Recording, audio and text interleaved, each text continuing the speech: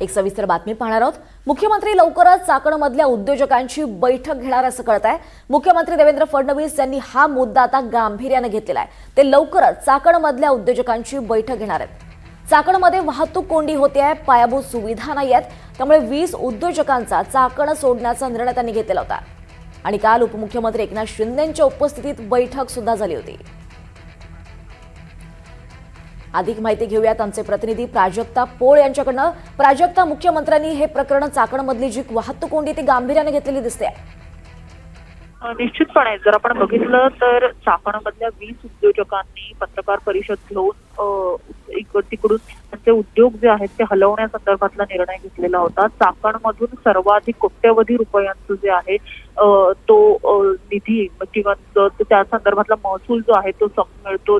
खूप मोठा पद्धतीने तिकडे ही MIDC आहे, परंतु आता मुख्यमंत्र्यांनी ज्या पद्धतीने उद्योजकांनी तिकडून उद्योग हलवण्यासंदर्भातला निर्णय घेतला, त्यानंतर उपमुख्यमंत्री एकनाथ शिंदे यांनी सुद्धा बैठक घेतली।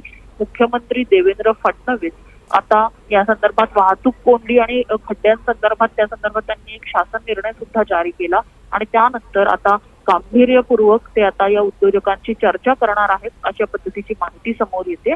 आणि ज्या पद्धतीने उदय सामंत यांनी सुद्धा तिकडे जाऊन एक प्रकारची पाहणी केली आणि पाहणी करूनही त्या संदर्भात निर्णय घेण्यासंदर्भात सुद्धा उदय सामंत यांनीही निर्णय जो आहे तो जाहीर केला का त्या संदर्भात पत्रकार परिषद सुद्धा त्यांनी घेतलेली।